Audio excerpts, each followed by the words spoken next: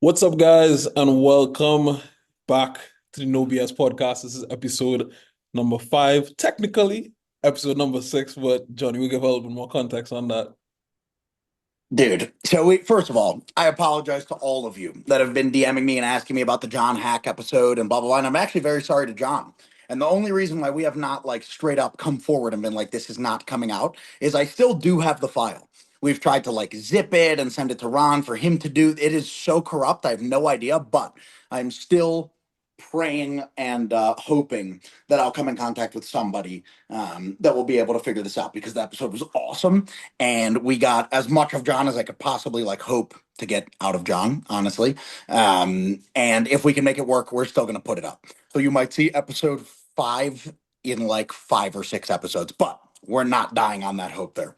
There's a lot to talk about. It's been a minute. Yeah, And we're definitely. not talking about everything that's happened since the last time that we hopped on here. I think it was what, 3 weeks, 4 weeks out from my meet, something like that, that we Yeah. stopped. So it's been like 8 weeks. But we're going to talk about some major developments that have happened in terms of organizations and certain federations and bar switches and testing and things like that. That'll take up a pretty aggressive amount of time. There may be some slight rants in here. I'm not going to say that either of us have like fully collected our thoughts on a lot of the topics that we're talking about, but that's the point of a podcast, is to just talk and see how this goes.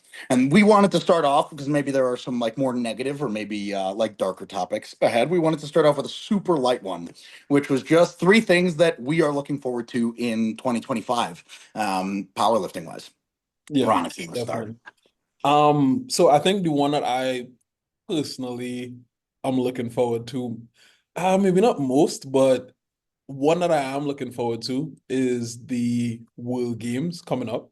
Dude. Um, it's just it has the potential to be a very big step for powerlifting.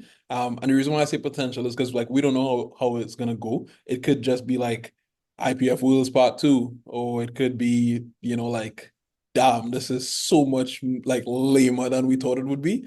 Um, because I feel like in the past when like powerlifting has gotten into big events, a lot of times you'd expect it to be like this big, huge thing, like even like powerlifting at the Arnold and different things like that. And It's a then good you go, example. yeah, and then you go and it's just like, yeah, just off to the side in this corner here, and like, like we don't really care about it. So, and it's not like a main stage type of thing, So, Bro, you uh, weren't even in the convention. At the Arnold I handled you at, bro, you were literally outside the convention in a corner room that like there was no security, bro. You didn't need a ticket to go watch it. It was like you you just like did, you passed, you're like, what's didn't, going on over there? It's ridiculous. yeah, But so, I agree with you. The World yeah, Games, honestly, just the potential. It has nothing to do with like, oh, the things that are going to happen there or the totals that are going to be put up. I mean, I'm sure they'll be cool. I don't know 100%, but just the fact that it's there and the potential of what it has to do to the sport, period, is something I'm definitely looking forward to. for sure. But honestly, for me, well, we're on the tested side right now. Number two, that I think you'll also agree with, for me, is Joe Bornstein.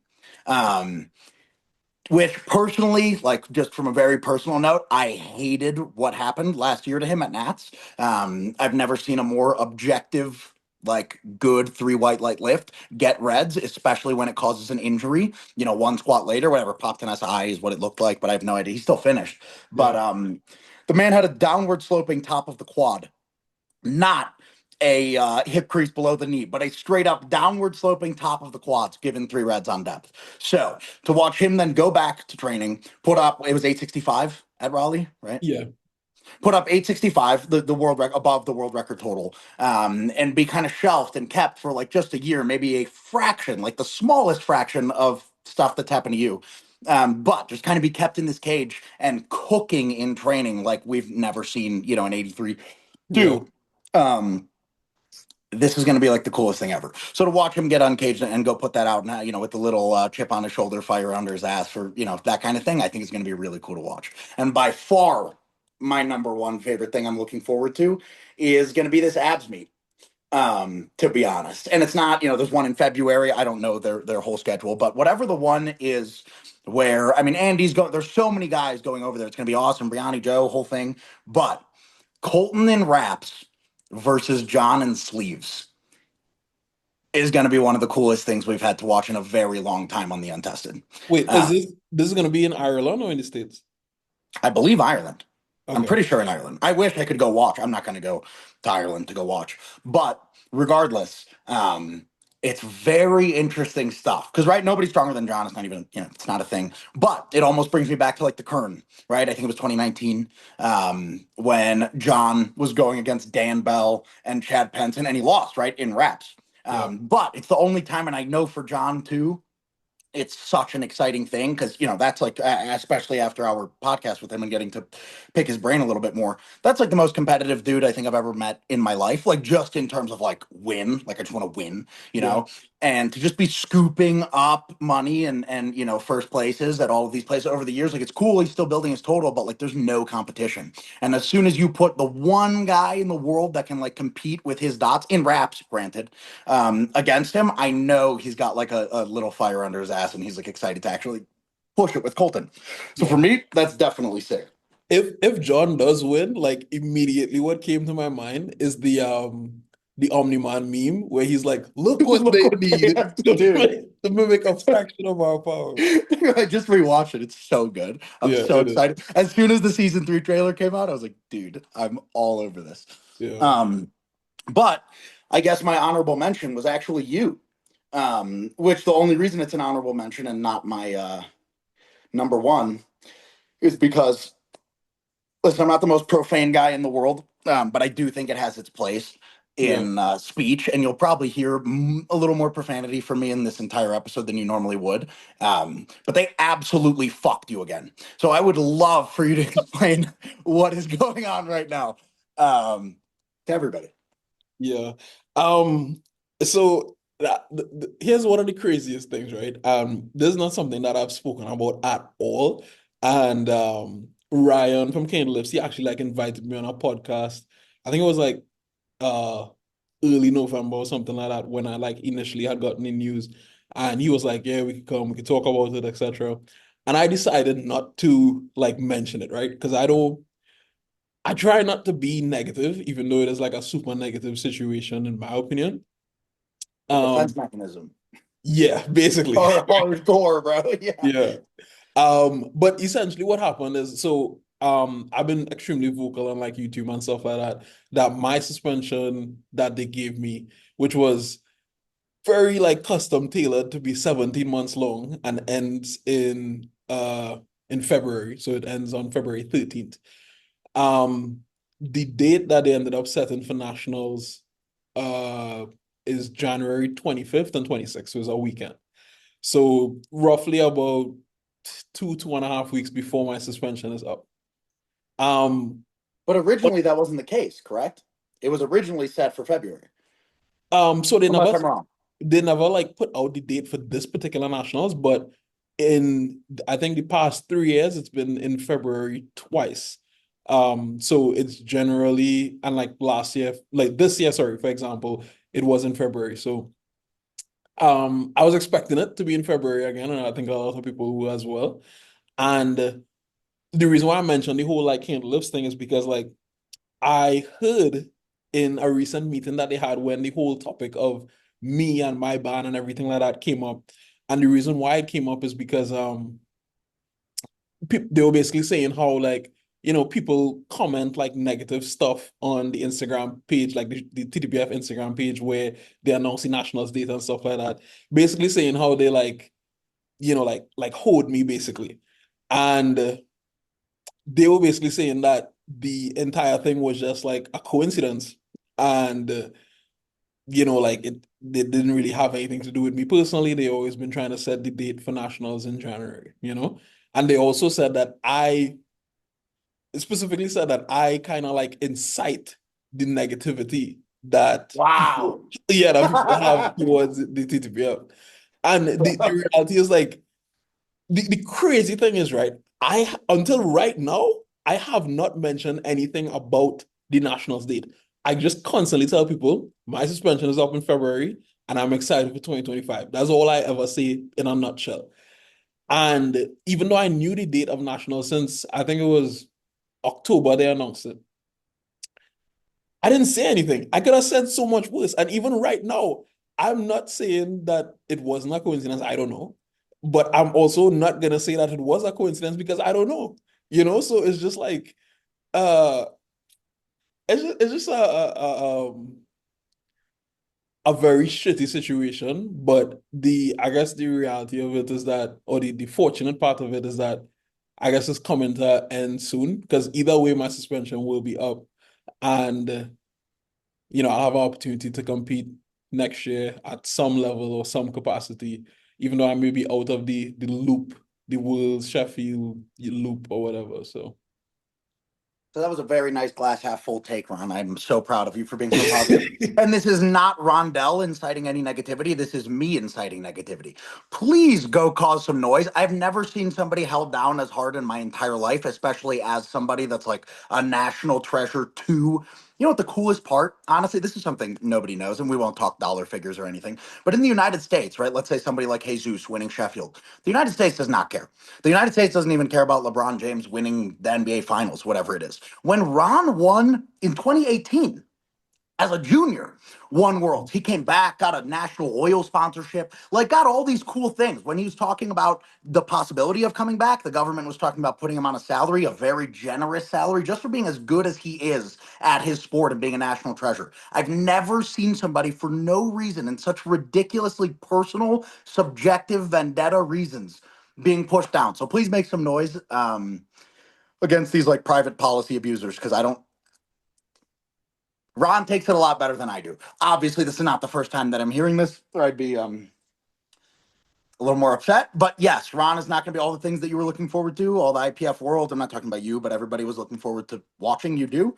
yeah. TTPF Nationals, go put up a sub-maximal world record total at IPF Worlds and then go blow up Sheffield is not there anymore. So if that disappoints you, please be vocal about it.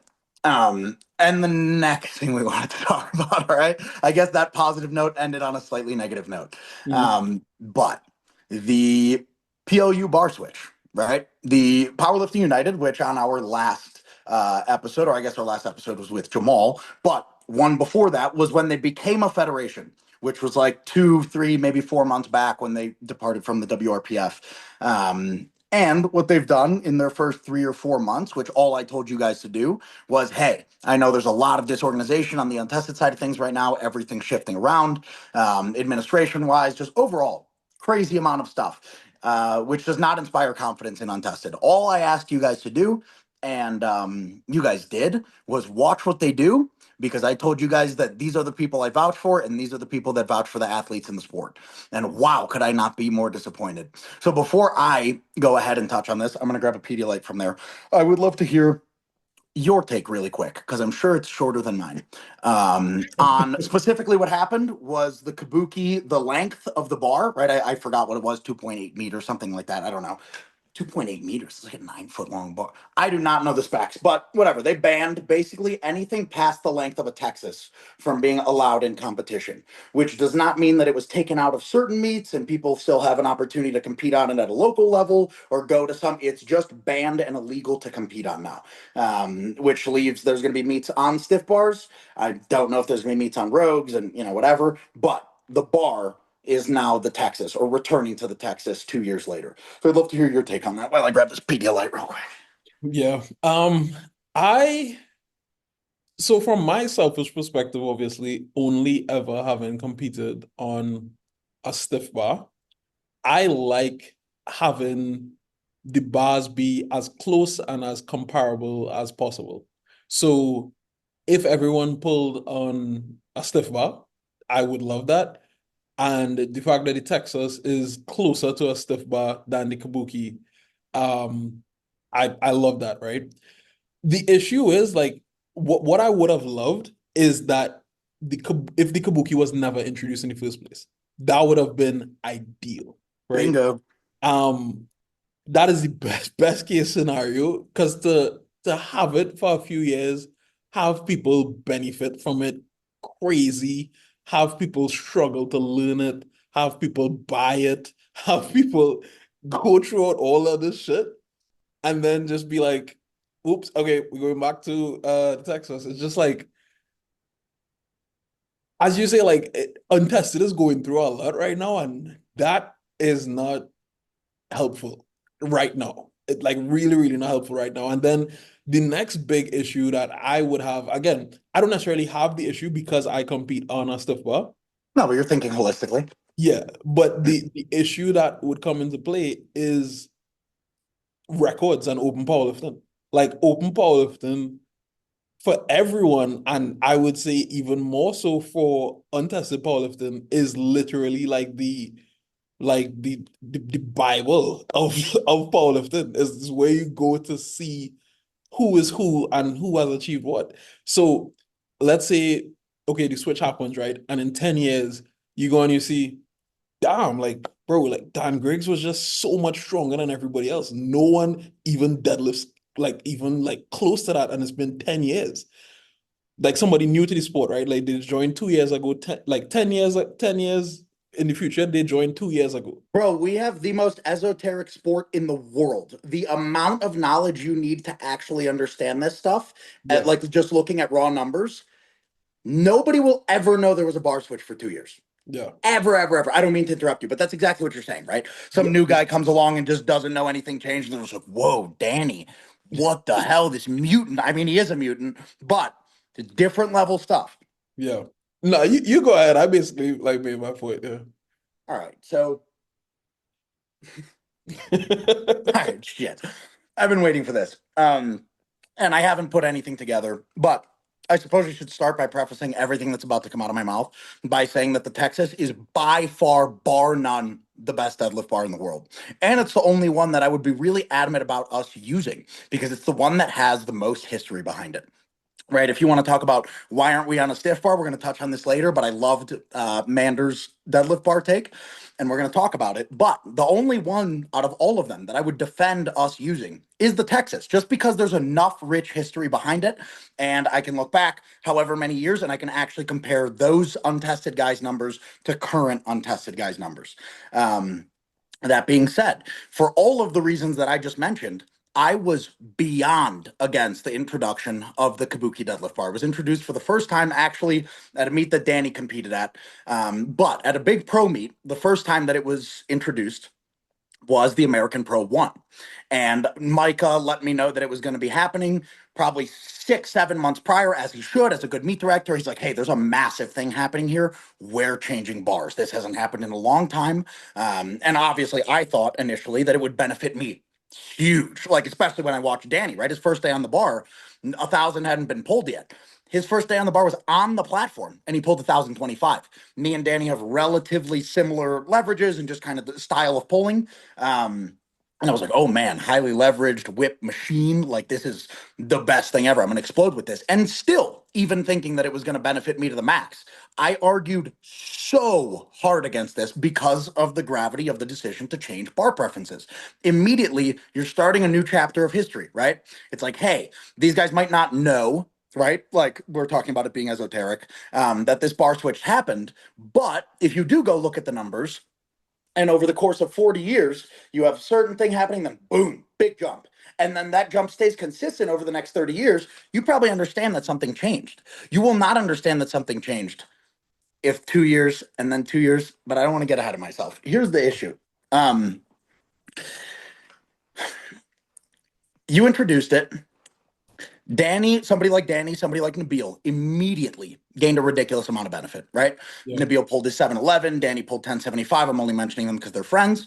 And then there's the other side of the coin, right? Like me and Jamal, right? Who spent, I can't speak on Jamal's timeline, but it wasn't crazy far off from mine, maybe 6 months earlier. I spent 18 months trying to adapt to that bar and match my best Texas bar pull. In that period of time, I popped my SI twice. I broke ribs. I got nerve damage. I changed my deadlift completely. I don't even wedge anymore because that bar is a different bar every 50 pounds. I changed everything about my deadlift. I destroyed the fluidity of my progression. I spent the amount of time, I spent a year and a half out of a 10 to 15 year finite period of time in a powerlifting career where you can actually be at your peak, adapting to your bar. And I didn't complain about it after you guys did it. Nobody did. Everybody was just like, you know what? We're going to be athletes and we're going to adapt to this. And I took your word, PLU, your word that this would be worth it and that this would be great. And then 2 years later, the exact same people that assured me that this would be good for the sport and that this would be whatever yanks it back. So, what you're fucking with right now, you're fucking with my livelihood, you're fucking with my health, you're fucking with the fluidity of progression in the one thing that I enjoy doing in my entire life, what I dedicate my life to. You're fucking with so much stuff, man. You're fucking with the books. You're fucking with the legitimacy of my sport. As soon as people look at me and say, "Oh, you deadlift on a deadlift bar?" Now it's a joke. And it's the biggest joke in the world because you guys let it happen. Do you know what Gen Pop thinks? I talk about it with Derek all the time. When I deadlift 900 pounds on a deadlift bar, they don't go, "Oh, where's the stiffy?" They go, "Oh my God, look at how much that bar's bending." It's good for viewership on a mainstream level. There is zero reason outside of you guys succumbing to some pressure. I don't know what pressure. You guys talk about being for the athletes. Where was the athlete poll? You guys, athlete polls for light walls and smoke machines and yada, yada, yada. Not a single athlete's input about the bar that I'm going to be holding or the bar that I just spent 18 months adapting to and got 6 to 7 months of good progress out of. I hit 838 for the first time, besting a PR on the Texas 8, 9 months ago. I've built it to whatever, 916 now at this point, and you're out of your mind. Not on a personal level, not a me to Anna or Al or any of the guys that I love and I'm friends with over there, but from a loyal customer and as an athlete, a high level athlete in your Fed, fuck you. Absolutely ridiculous, unacceptable. You have two options from here to make this right, and it's to rip the records out of open powerlifting. I don't know how you tell that to Danny or anybody. My total would go all the way back down to like 1771 or something like that from high 19s, but I don't care. I would do it just for the books and the legitimacy of the sport, knowing that my next meet will far surpass anything that I've done in the past. But you guys banned the bar. It would be fine if you guys said 95% of the meets are going to be on a Texas. But you have the opportunity in our federation, the one federation in Untested that doesn't involve pedophilia, that doesn't involve blah, blah, blah. No weird issues surrounding this one Fed, the one clean Fed outside of abs in the United States. You guys took the opportunity for everybody to compete against those records to the same standard they were set at. And that is absolutely ridiculous. So you can rip those out of there and you can tell Danny, "Hey, you entered a meet completely correctly. You paid the meet registration fee. You went to the highest level, right? The American Pro 1 was probably, at least in recent history, maybe compared to Hybrid 2021, the most competitive, coolest, most legit untested meet we've had in forever. I don't know how you tell Danny that he registered for that meet correctly and that your Fed sanctioned the bar and that now it just doesn't count because you got the exact same people that sanctioned it, tried to rip it 2 years later. I don't know how you do that, but that's one way to do it. Or you could open it up to 5% of the meet, to 5% of the meets and, whatever, just one or two meet directors. But I don't think you're going to do either. So I'm very comfortable saying fuck you as an athlete because that's ridiculous. Okay, so here's what's coming to my mind, like, Please listen. play any devil's advocate. I have not voiced my opinion to anybody. I can't. No, I don't. I can't play devil's advocate because I It's fully fact. understand. It's Yeah, like fact. What are you doing with my life? Jesus no, but Christ. here's what's coming to my mind, right? What was the okay? So clearly, somebody had some level of like incentive here, more than likely financial, to make the switch in the first place, right? Obviously, Chris Duffin benefited a lot with the. Well, wait, this is actually super important. Just before you go, because it very ties into what you're saying, and I just don't know if you're 100% up to date on the stuff with Kabuki, Mhm. right? But like Chris initially, the way that the Kabuki came into period was from Rudy, right? Who was like Chris Duffin's he's like older, like 70, whatever. He always gets posted when he deadlifts like 500 pounds or whatever in a whiskey and deadlift shirt. Yeah. He co-owned Kabuki, and he was the one really pushing the contract with the USPA. The USPA got the contract. Once the USPA got the contract, PLU or WRPF at the time also adopted it. So every untested meet adopted it and got as many bars as they possibly could. Kabuki was being horrible, and the only reason that their bars took so long to like come is because they didn't have a set manufacturer that they were making. Like, hey, we need this many bars. They were doing first runs for good deals with like a bunch of, yeah, it's ridiculous. So you were waiting for like the first run to be done with like a different, you know what I'm saying? And then come in. But since then it's collapsed, right? Kabuki's gone as we know it, right?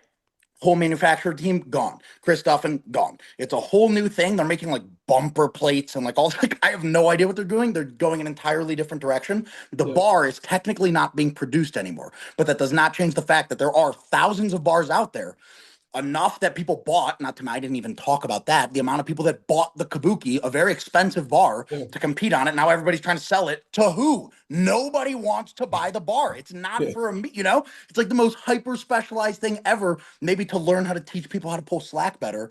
But there's enough bars out there definitely to offer this like continuously. But I just wanted to tell you, it's like fully collapsed, just so you know.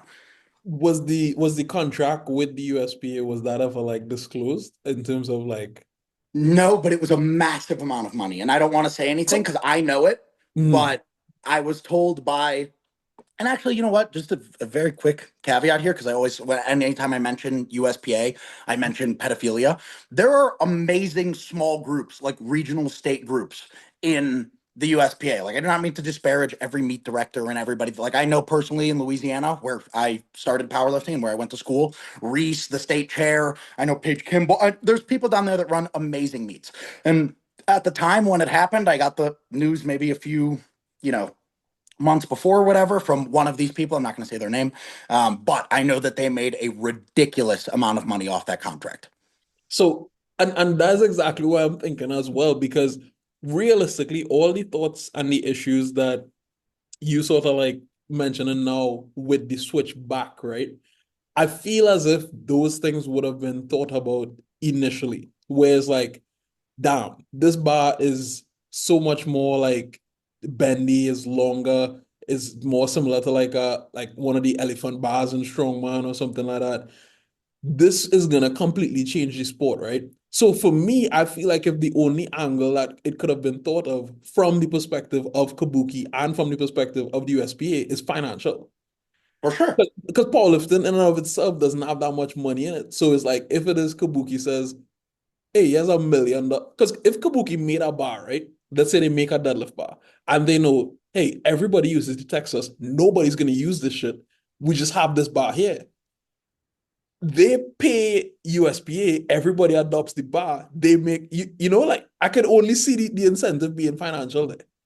Bro, I agree. And that's the thing is like we know the incentive is like across the board, it seems to be financial, Yeah. honestly. And I mean, for every powerlifting federation, there's been examples where it really exposes certain federations. I understand this, especially from the USPA, especially with the fact that Danny and Jamal were coming so close to 1,000. It's like, man, if we introduce this right now, John pulled his first 9 on that bar at that like random Gymshark thing in the UK. It's like, wow, people's numbers are going to go up. This is going to be really exciting and this is really cool. But exactly what you're saying, there is no incentive to introduce this bar outside of getting the contract, outside of having some novelty and having some numbers go up. But there is zero reason. Bro, I can't even. This literally like destroy. It's been destroying me. I've had so many FaceTimes and to all of the meet directors that reached out and that I talked to, like even Joey, right? Such a good buddy of mine. We got 2 voice messages in, and I heard his 4th voice message start with, I agree with you, but I'm gonna play devil's ad. I stopped the voice message. It's like 3 minutes. I was like, I don't want to hear it, dude. This is the Yeah. exact same, everything that we just laid out about all of these cons. I voiced these so publicly before this happened. And then it was like, okay, if you're gonna do it, it's here. Let's do it.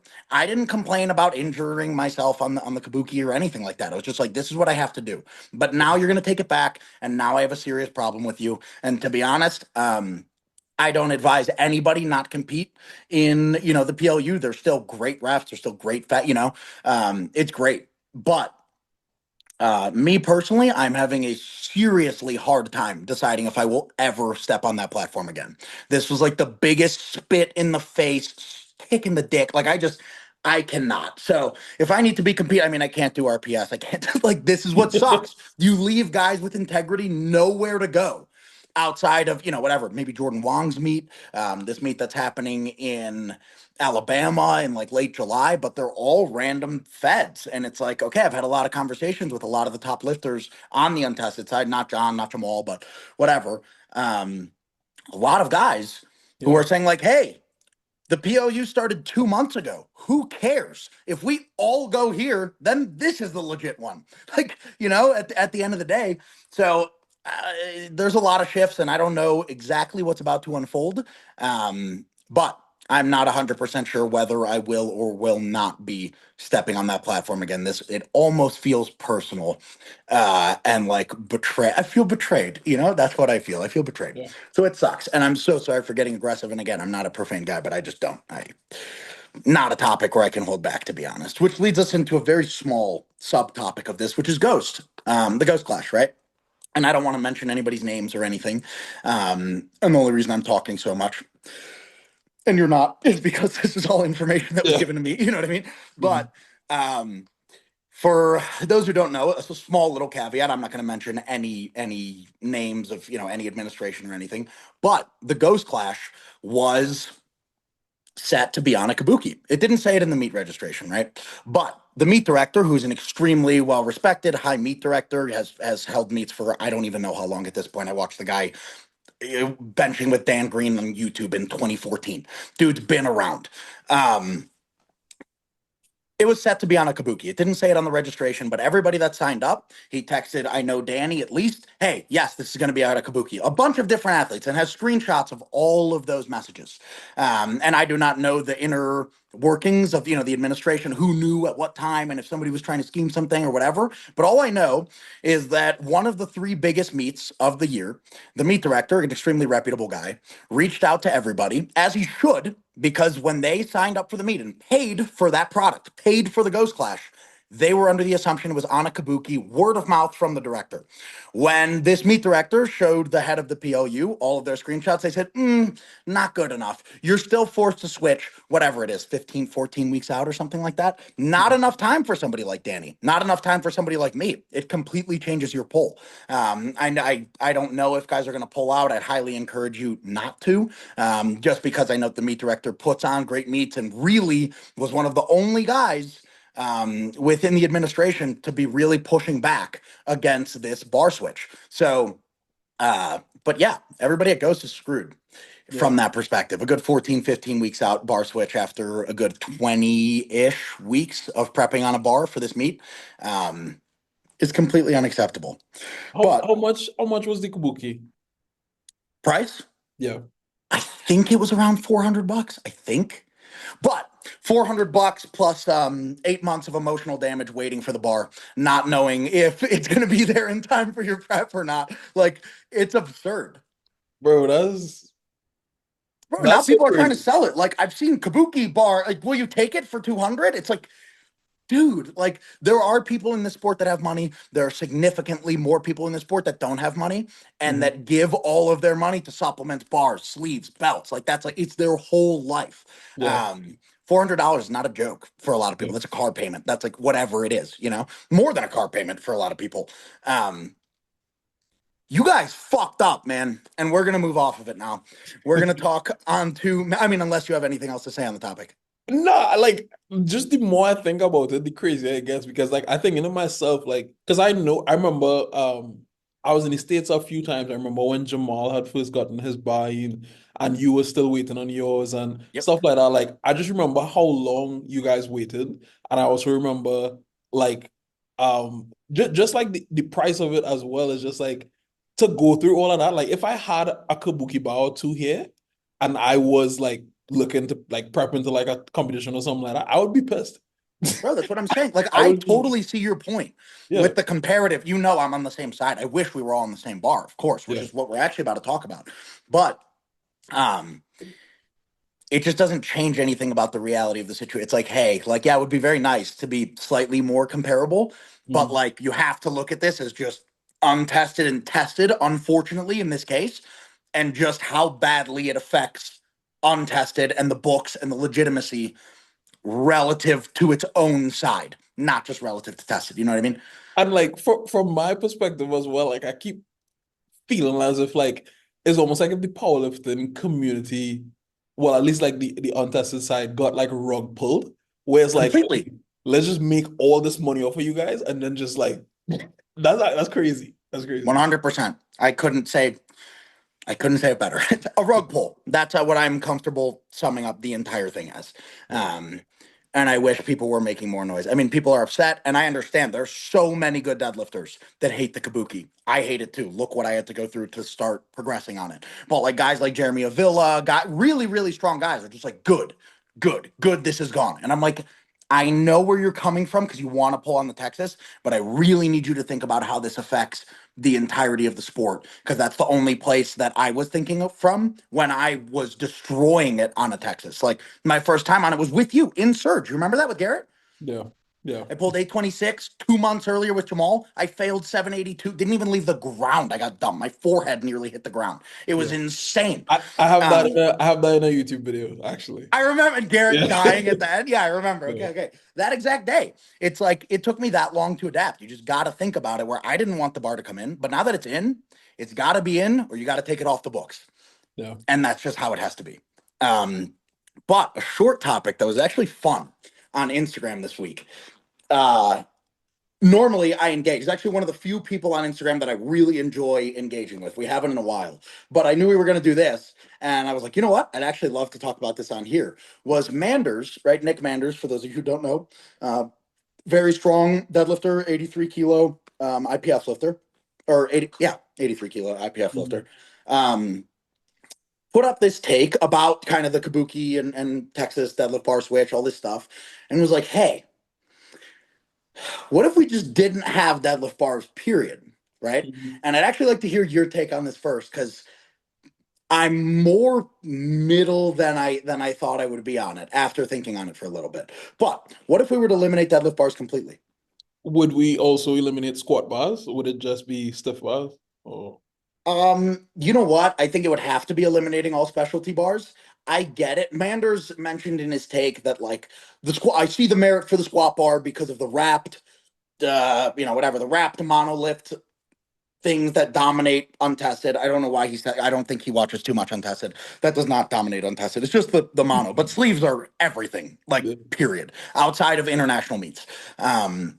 But he said he'd keep it. I personally believe that could not happen. Jesus completely erases like everything that anybody's ever had a problem. It's like, oh, the whip bothers you. It's like, well, this guy's taking Yeah. it out of a rinky dink TSS combo rack and walking back 950 and hitting it for reps. You know what I mean? It's like you can't complain about the whip anymore. I'm sorry. Yeah. If this guy's doing this. So I would say eliminating all specialty bars, power bar across the board. Okay.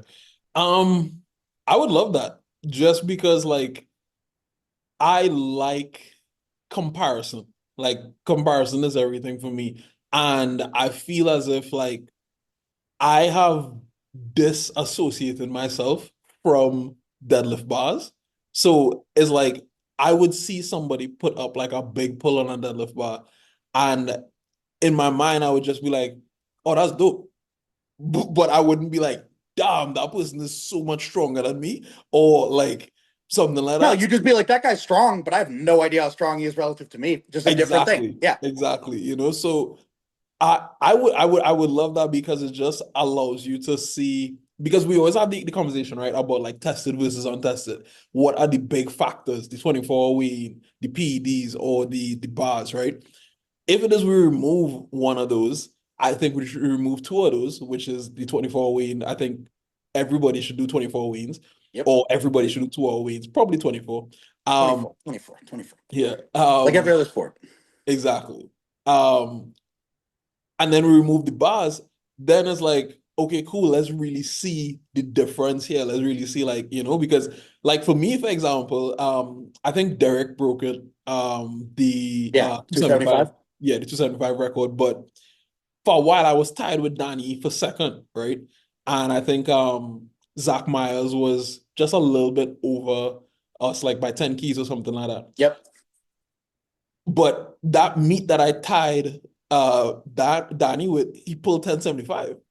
I know.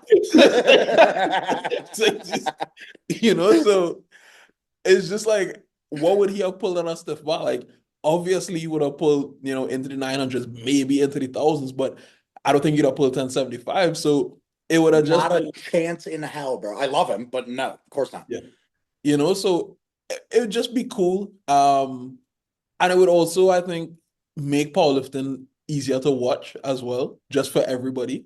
So I think with that, you would have more people like looking at all different types of meats as opposed to just like, okay, I compete in this fed, I look at these meats, or you know. So yeah. So you know what? I completely agree with everything that just came out of. I mean, obviously, I agree. I don't know when I don't agree with you, but I mean, the amount of times you've heard unifying fed, unifying bar preference come out of my mouth over the past 5 years, I have no idea how many times I've said that. I feel like a broken record, but I can't really defend the deadlift bar outside of the Texas, to be Mhm. honest. The Kabuki, we're starting an entirely new history that we just closed the book on, which I don't really know what to say. The only reason that I will stay on that bar, no matter what fed I have to go to, is because the records are still there, and the records I'm chasing were set in them. So that's just how it is. If those go away, cool. Go right back to a Texas, no problem. And I'll go chase it on those. The only reason why I would defend a Texas, period, is solely the history in untested powerlifting. It's like you would have to start a new book. You just have to, Yeah. because those polls, we're talking Taylor, we're talking so many things, everything that got me into the sport. There is rich history on that bar that I can actually compare myself to like superheroes of the past to many, many years back, where it's like, okay, I can't compare this to everybody on the tested side. I can't compare this to this, but it's not crazy different, right? It's much closer to a stiff bar than anything else. And the biggest thing is that whip, or that degree of bend in the bar, the amount of slack that comes out, doesn't change by an inch and a half every 50 pounds. When I wedge into 700 pounds on that bar, it feels like damn near maybe a quarter inch off of the amount of whip that I would get out of like 850 on that bar or 830 on that bar. It's very similar. Where on the Kabuki, it jumps every 50 pounds. So the fact that it's consistent, the fact that it has a ridiculous amount of history behind it is the only reason I could defend it.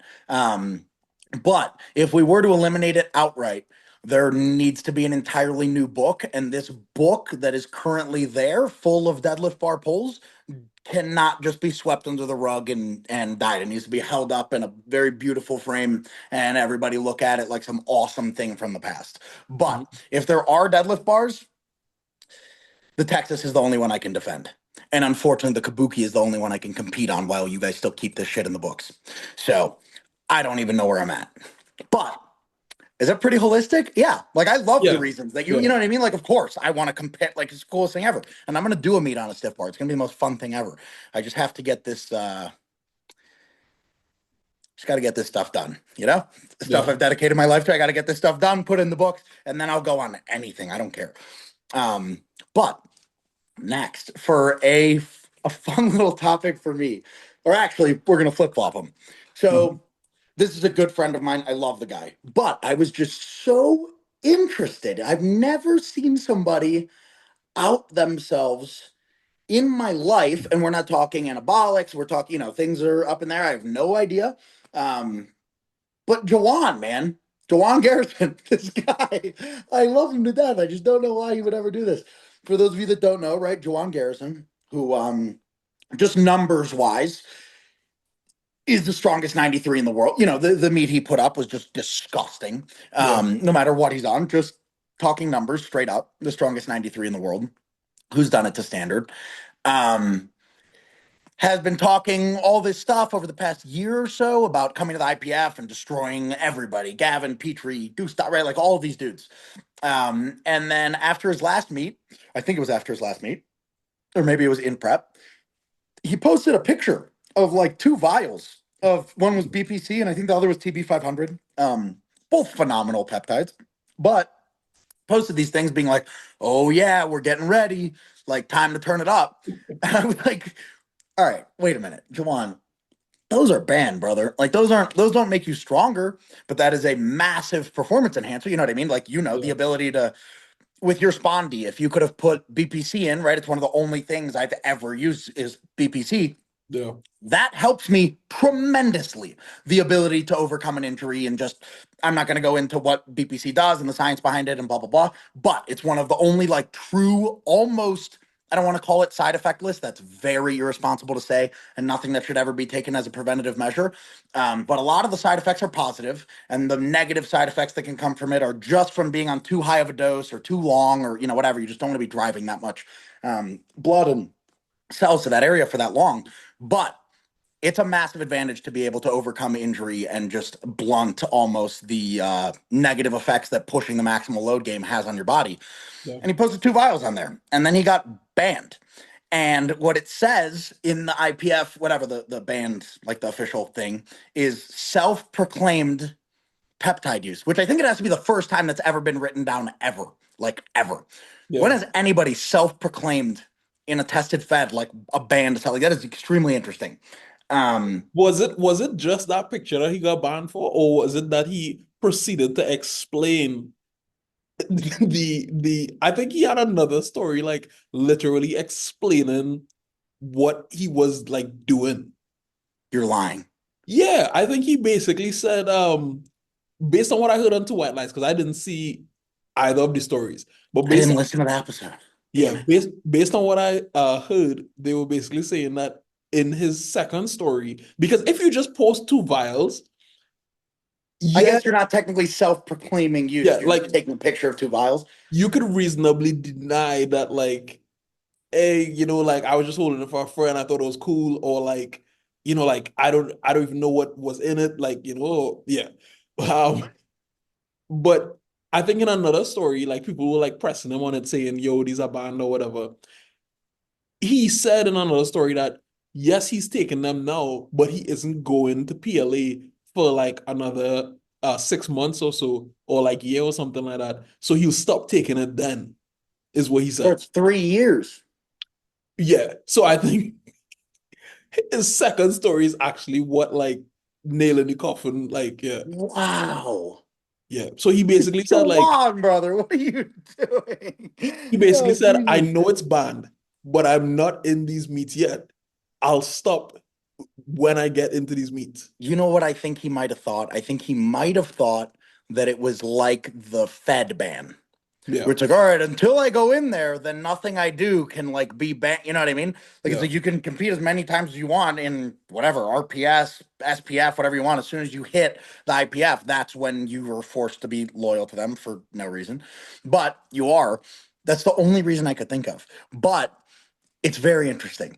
Just because Jawon is the strongest guy, right, on whatever he's on, and it sucks because of the amount of guys that I know in the IPF that are on gear. And I'm not talking about the guys podiuming or anything like that, but I know firsthand so many people that go over there and are on like real stuff. But he banned himself, and he would have been in my three like top three things I'm looking forward to is Jawon hitting the IPF stage and going against all of these guys because he's put out like hit pieces, dude. Like I swear, like some of yeah. these reels are like crazy where he's just like montaging all the athletes he's gonna go against and then just like done. But now it's over. So that really sucks, to be honest. It's slightly disheartening. And I hope he's able to figure something out and maybe serve that 3 year ban and come back to it at some point.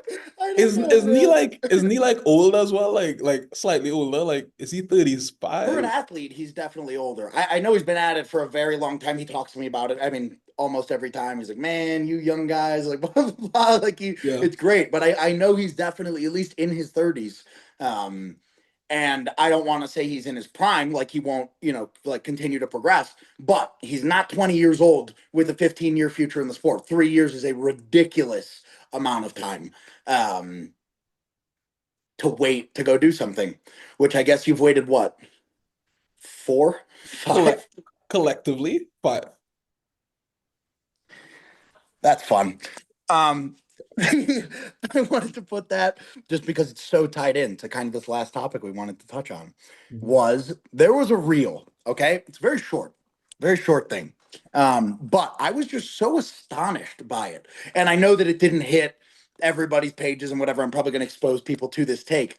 But I was so astonished, along with so many other people, high level lifters that I was in DMs with and kind of talking back and forth with, even in the comments there at this take. So for those of you that don't know, right, PA or PL, not PA, Powerlifting America in the United States, right, the new IPF affiliate. doesn't test at the local level, or like really doesn't. It's not a thing, right? Which I always thought was the most ridiculous thing in the world. I thought it was unanimously decided by everybody that that was a really ridiculous thing. I have never heard anybody talk about in any positive way lack of local testing at the meets, especially when it's required. For it's a part of the route, right? If it wasn't a part of the route, I could see maybe a slight argument for it, but you have to go hit a qualifying total to go do Nats, correct? At PA Nats. You have to go to a local meet to go qualify for nationals. Then from nationals, it's a part of the circuit all the way up to Sheffield, up to Worlds, and then getting selected for Sheffield. The take was essentially there were two parts of it. It was drug testing at a local level is a waste of resources. And the bigger part of it that I took a major issue with was the local meet or competing at a local level is the equivalent of competing in a Sunday night league beer softball game, I believe is exactly how it was put. Mhm. Um, I'd like to hear your take on that first, because I just, that is the most absurd thing I've ever heard in my life. Wait, you want my take on everything or just the Sunday Night League thing? Sunday night league thing first, because I think it's going to be very short. We'll go Sunday night league into testing. Yeah. Um, I don't know, like, so I thought I was like the king of like controversial takes. Well, not the king. Sorry.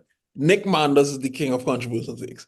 I thought I was Really? like up there, but clearly I'm like a few steps behind because that was a crazy take. I would say local meets. I don't know what is the equivalent of, but it's definitely like entry level, like just getting into like the league, like maybe like a junior league or something where it's like this is a stepping stone on your path to like the NBA or the NFL You want or to call it like one below the G League, yeah, exactly. right? Like something like that. Like not the NBA, not the G League, but like, hey, dude, you played, something in there. Yeah. He specifically said, like, you pay your little meet entry fee, you get to participate, and you get to have fun on the day. Wait, That's exactly what he said. who is this guy? Bro, this dude, he was actually so kind to me. I don't mean to be, this is not a personal attack. This is a personal attack on your take because it was absolutely horrible. And look at the likes. I mean, we're talking like 30 likes to 70 comments. Like, dude, it's not even close. There's nobody that agrees with you. But he owns a gym called MPG. It's like 40 minutes away from where I trained at Wayland's in Chicago. Yeah. But it's an Illinois gym or Chicago gym. And I hear it's actually a great spot. I know some lifters that train out of there, but he came to Wait, spot me is from that where Fortino went recently? Fortino went to Catalyst, which is awesome. I'm going to be hitting it up for sure. It's Okay. like that. Well, you won't know their names, but a couple good dudes from Chicago that like really put together a set. You're talking about with the wood in the back and like the Yeah, yeah. platform. Oh, it looks so nice. I'm so happy. I'm gonna go check it out. But he has one of the gyms that's like further. It's like not in the city at all. Mhm. He showed up. He came to spot me for my final squad of prep, last prep for like 673. That's when I met him. That's the only time I've ever met him. He was a super nice dude. But then I think a little bit later he put up a take that was really bad. I unfollowed him because I was like, oh, I kind of like this guy and I don't want to not like this guy because he posts the dumbest things I've ever heard in my entire life. He was talking about the fact that everybody was complaining about the inconsistency of elbow depth at IPF meets Mhm. was ridiculous. Stop complaining. Calls happen at in different sports. It's always different sports for this guy. In the NFL, there are bad calls and there are this and there are about. This is not the NFL, buddy. We don't have 24 people on the field. We Yeah, have a camera and three judges objectively judging. We could use technology to do this at this point. yeah, Objectively judging on whether my elbow breaks this line or not. There's zero excuse, zero for you to have a bad call as soon as you have a camera on there and three qualified people looking at the camera with as much time as they need to determine whether that's a good lift or not. yeah. That was the take I had to unfollow the guy. And then when I saw this being put up on, I think Blake, Blake in Canada, IPF lifter Yeah, yeah, yeah, yeah. 75. Yeah, Mhm. Blake put it up on his story. Manders put it up on his story. Maybe Jess did. I don't know. I think Angelo maybe did. And I was like, all right, I got to click this thing. Like, what's up? And then this was it. And I was like, this is exactly why I unfollowed the guy. Like, I can't look at this stuff. It's like infuriating. But the biggest difference for me, right? If you want to talk about just like the ridiculous disparity between calling like a Sunday night beer league softball game and a local thing, local meets, and his defense to this was open powerlifting is a made up thing. Um, Local meet numbers go in open powerlifting, bro. And I Yeah, understand it might not be up your alley. I don't care. But if I go and score 100 points in a pickup basketball game, that does not go in the NBA record books. And yeah, whether you like it or not, that is the vast, especially on the untested side, that is 100% of people's guiding star. There's no money, there's no financial equivalent, blah, blah, blah. But those numbers go into these. Like, you can't do that, dude. John Haack or Derek can go to a local meet in PA and go put up all-time world record totals in the 242 and the 90 that will never be touched ever at the top of open IPF, top of this. And that's just like, that's cool with you, man. Not to mention the fact that local meets offer money. You think I'll go right now. I'll go round the country. Let's do a sick tour of local PA meets and I'll just make money. That's awesome. But like, that is for so many reasons it's not okay. Um but all right, the testing overall, regardless of his take, why or why don't you think it's important to test at a local level in a tested federation? yeah. I think it's important. Like the thing with testing is that it does like obviously like cost money. So I can understand like the resource perspective of it. But the thing is, if it is you are a tested federation, that means that every meet that you do needs to have some level of testing in it. Because it's not a drug tested meet if you didn't drug test. It's just like it's Like, what are we talking about, so bro? it's This is the like dumbest thing ever. you can't say, hey, this is a drug tested meat because it's under the IPF umbrella if it wasn't a drug tested meat. Like drug tested meat When is you say, just listening to the words come out of your mouth, like it sounds like I feel like like a 4 year old, but like you're trying to explain this to. It's like, yeah, no shit, bro. Like, like of yeah, course.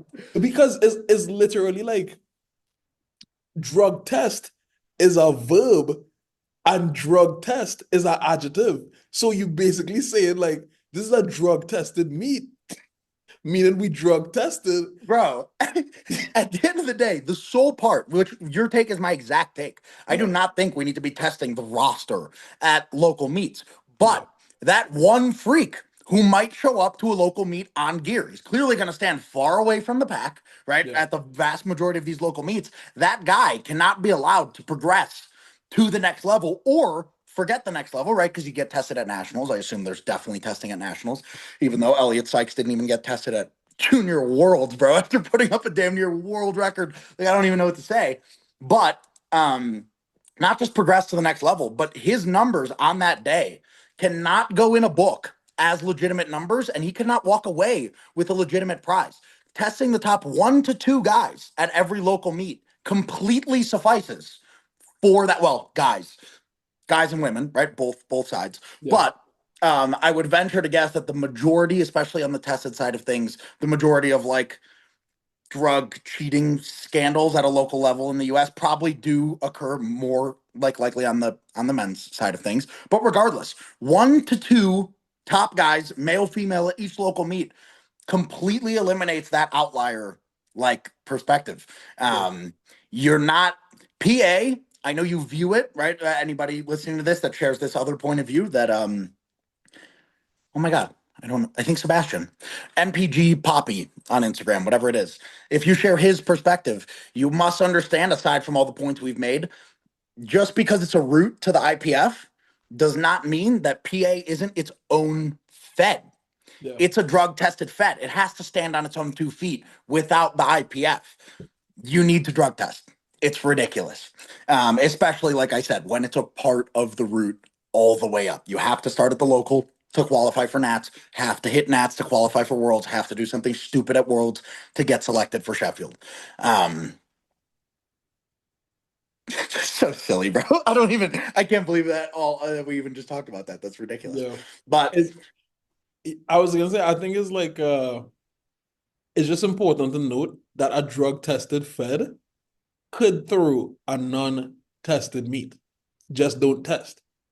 yes, but they have to call it that, and that cannot be a part of the route to going to drug tested nationals Yeah. or drug tested Worlds or drug tested Sheffield. Like it just has to be, it's totally on, which I don't, you want to talk about a waste of resources. I have no idea why a drug tested like Fed would even entertain a meet that is like, if anything, have less meats. There's no Yeah. point. You know what I mean? Like if you don't have the resources, which they do, by the way, they do with the amount of money that's being given to all this stuff. Um, you 100% have the money to test 1 to 2 dudes at every local meet, just like every other Fed always has. And like, that's just the way it is. You just want to put it more toward Sheffield or more, well, PA, I guess. I don't know how intertwined the finances are. I don't want to talk to it or talk about it. Um, you know what? Slight tangent here. Have you heard anything about Z scores? What, Nothing, right? from USAPL? Yeah. No. Okay, it just popped into my head because I was thinking about it the other day and I was like, man, that thing's so cool. I, I really want to know what it is. I think the USAPL is done. I think so too. I think the USAPL is done, and I have no idea what's going on the untested side. But I don't know, bro. It's done. Honestly, that was unless you have anything more to talk about. I mean, normally we have so much more like little semantic stuff and little social stupid stuff to talk about. But coming up towards the end of the year here, and that massive switch happening in PLU, we just felt like, hey, we got to get on here. There's enough people asking me to do this and us to speak on this. That we got to get out there and do it.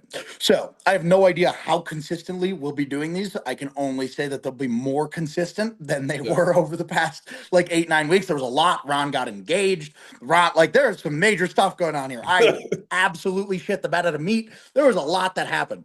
So this is not, well, I cut. I'm never cutting again. Done. 242 for this guy. And actually, we're not going to talk about Ron's next meet plans because they're up in the air and we have absolutely no idea what's going on. Yeah. But that's it. You got anything else? Um, nah, I think that's it. Okay, high keep. So thank you guys so much for sticking with us. Sorry for the massive break, but I hope you enjoyed episode 5 of not Powerlifting United. Jesus Christ. Of No Wait, BSPL I did not and forget. fuck rising lifters. Bro, I hate I right. knew it. Wait, I wait, wait, wait, hate wait, the wait, wait, wait, worst, wait, wait, bro. wait. They're I don't even know if worse this might now. I swear. just wait, what? They're even worse now. I swear. Oh, Rising lifters? yeah, oh. It was a post I saw like 2 or 3 days ago. I'll send it to you after this. Okay, wait. One thing I wanted to touch on real quick. I don't know how you would feel talking about it. Did you see the Nathaniel Messiah thing? No. So he posted on his page. I don't think I follow him, So actually. he posted this pic of him Oh, standing. Dapper. Okay. No, but he's standing in front of a court in Britain. And it says, today Gymshark took me to court for an emergency injunction to enforce a non-compete after my contract ended. The judge did not grant this for a variety of reasons, and the court date has been rescheduled to the 15th of January.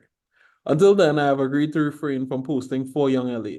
This isn't over, but wouldn't have been able to get this far without my team. And thank you guys for the constant support. So yeah, apparently Gymshark. I didn't know companies take their contracts that seriously. They don't. But all right, that's absolutely ridiculous. So like I'm not gonna touch on because this Yeah, is people's personal business and I got Gymshark on my chest right now. But all I can say is the disparity between the way that the vast majority of the athletes in the UK are treated and involved in Gymshark and the US ones is pretty aggressive, right? Which makes sense. They're a UK based company, Nathaniel and God, what's his name? Not a strong guy, not even like a big guy. He just has like oh, curly Joey hair. Show. No, no, no, no. He's strong at least. That kid's a strong kid. Not a power lifter. He's like a white dude, curly black hair, has like diamond earrings. I don't even know what he does. I don't think he's like does anything. Yeah. Like, I don't think he's like an athlete. Whatever. Random dude. No, but you know what's crazy though? Like looking at this post and the likes on this post, so many Gymshark athletes like Listus, Joey Shaw. Liked it for sure. Yeah, but like what I don't yeah, Bro, so like the twins, right? You know the twins? Kieran Yeah. and Devin, because I love those two. I don't know Nathaniel or any of these other guys I'm talking about, but those two, they just recently left Gymshark for Young LA.